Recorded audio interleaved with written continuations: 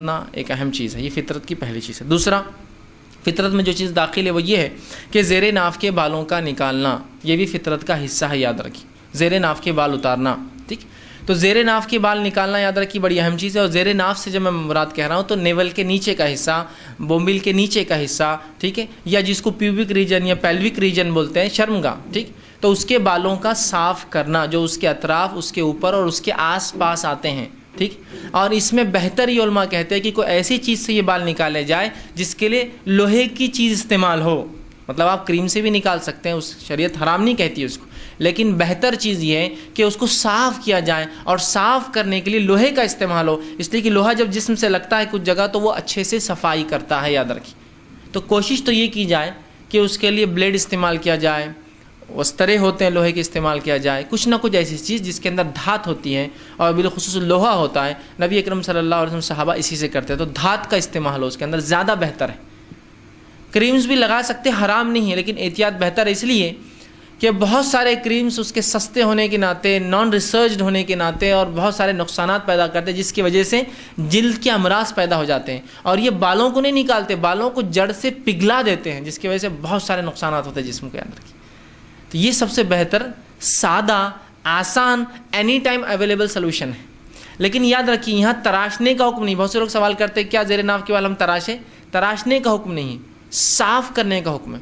بہت سے لوگوں کو پرابلم ہوتا ہے ریزر سے، ان کو ریزر لگنے سے کیا ہوتا ہے، انفیکشن ہوتے ہیں، تو یاد رکھیے پھر آپ میڈیکل ریزر استعمال کیجیے۔ میڈیکل ریزر کیا ہوتی ہے معلوم آپ کو؟ وہ ریزر جو ڈاکٹرز یوز کرتے ہیں، اس کی خصوصیت یہ ہوتی ہے اس میں جلد کبھی نہیں اٹکتی ہے۔ جو جیسا آپ سمجھ لیجیے آپ دواخانے گئے اور آپ کو ہاتھ کے بال نکالتے، ایک اسپیشل ریزر ہوتا ہے، آپ دیکھیں گے ڈاکٹر بس لیتا ہے اور شروع ہو جاتا ہے، آپ بولیں گے یار یہ کوئی دھیان نہیں دے رہا، ہمارا حجام مسترے کو بالکل رکھ کے دھیان دیتا ہے، وہ دھیان نہیں دیتا اس لیے کہ وہ ریزر ایسے بنے ہوئے ہوتے ہیں، وہ جلد کو اندر لیتے ہی نہیں ہیں کبھی۔ آپ اس کو ایسا کھینچ بھی دیں گے آنکھ پہ تو جلد کو کبھی نہیں لیں گے، وہ اس کی ٹائپ ایسی ہوتی ہے کہ صرف بالوں کو کھینچتے ہوئے آتے ہیں، اور پورے جلد کو صاف کرتے تاکہ کوئی ڈیسیز، انفیکشن، دھول مٹی نہ رہے، کیونکہ اس کے بعد اس پہ آپریٹ ہونے والا ہے۔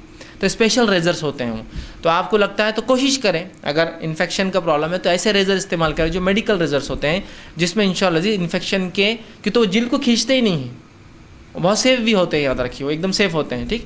تو ایسے ریزرز کا استعمال آپ کر سکتے ہیں، لیکن کوشش کریں کہ آپ دھات ہو اس کے اندر، لیکن حرام نہیں ہے اس سے، لیکن پھر اس کے سائیڈ ایفیکٹس اور اس کے ذمہ دار آپ اپنے ذات سے آپ یاد رکھیے کہ اس کے جو سائیڈ ایفیکٹس ہوں گے اس کے، لیکن بہتر ریزر، اس لیے کہ ریزر کیا کرتا ہے، بالوں کو بھی صاف کرتا ہے اور جلد کے اوپر بھی جو ہے چونکہ تھوڑی رگڑ ہوتی ہے، جس سے جو وہ حصہ جس پہ ہو سکتا ہے غلاظت لگتی رہی ہو یا انسان، تو وہ صاف ہو جاتا ہے، یاد رکھیے، ٹھیک ہے۔ تو زیر ناف کے بال نکالنا یہ فطرت سے ہے، یاد رکھیے، ٹھیک، فطرت سے ہے، اور اس کے اتنے فوائد ہیں کہ میں آپ کو بتا نہیں سکتا ہوں، یاد رکھیے کہ اتنے اس کے فوائد ہیں۔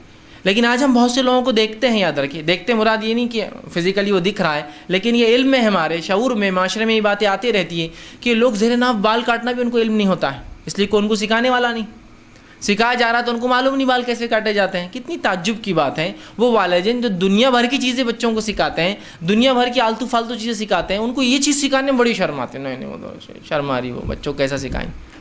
آخر دنیا بھر کی باتیں ہو رہی ہے، دنیا بھر کی چیزیں ہو رہی ہے، ٹی وی ایڈ چل رہا ہے، آپ ایڈ بند کیجیے تو بچہ پورا ایڈ گا کے سناتا ہے آپ کا، اس کا ایڈ تھا نا یہ، ہم کو سب معلوم، آپ بولتے ہیں اس کو سب معلوم ہے، مطلب اس کو معلوم ہے ایڈ کیا ہے، آپ کے بند کرنے سے کوئی نہیں، تو آپ کو اس کو وہ شعور دیا، لیکن آپ دینی شعور نہیں دینا چاہتے ہیں، بڑے میں کو شرم آتی ہے اس میں، بچوں کو کیسا بولو زیر ناف کے بال نکالنا، اب تم بالغ ہو، اور یہ بالغ ہونے سے شروع ہوتے ہیں یہ مسائل، نہیں وہ میرے کو عجیب لگ رہا کیسے بتاؤں۔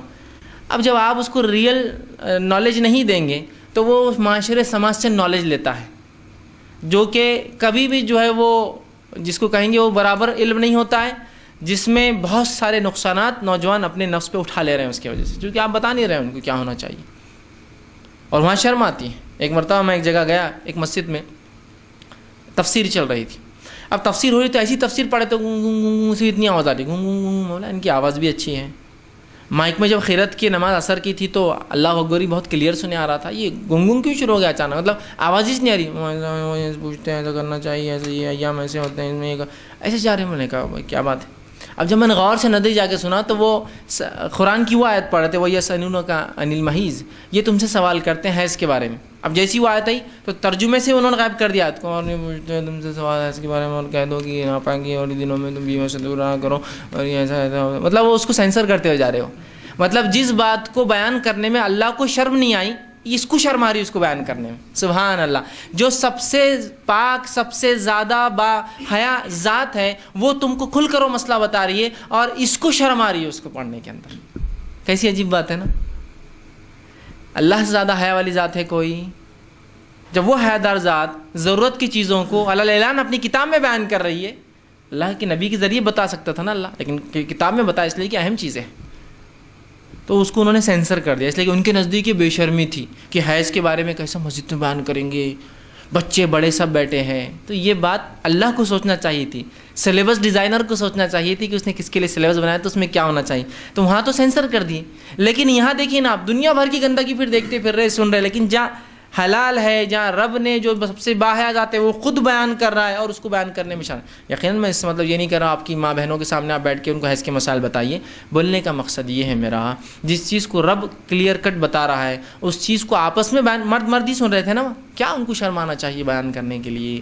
یہ کتاب و سنت کا معاملہ ہے. ہاں آپ کا ذاتی مسئلہ ہے تو مت بولیے آپ لوگوں میں، وہ صحیح بات ہے، وہ حیا آنا بھی چاہیے. یہاں کتاب و سنت کا ہے، اگر آپ اس کو سینسر کر دیں گے جس چیز کو اللہ نے اعلان کر کے بتایا تو پھر آپ لوگوں کو علم کیسے دیں گے؟ ہاں کیسے معلوم ہوگا لوگوں کو حیض کے مسائل کیا ہے؟ پھر اس کے بعد لوگ پریشان ہیں، کچھ بھی عمل کر رہے، اب میں نے یہ کر لیا اب کیا کروں، وہ کر لیا کیا کروں، جبکہ اس کی سخت سزائیں ہیں. نبی اکرم صلی اللہ علیہ وسلم فرماتے ہیں جس نے حیض کی حالت میں اپنے بیوی سے ہمبستری کرا اس کو 1 دینار صدقہ کرنا پڑے گا. 1 دینار 4 گرام سونے کا ہوتا ہے، تو اتنا صدقہ ہے اس کے لیے. 4 گرام سونا بولے تو آج کے لحاظ سے 12,000 روپے صدقہ دینا پڑے گا آپ کو.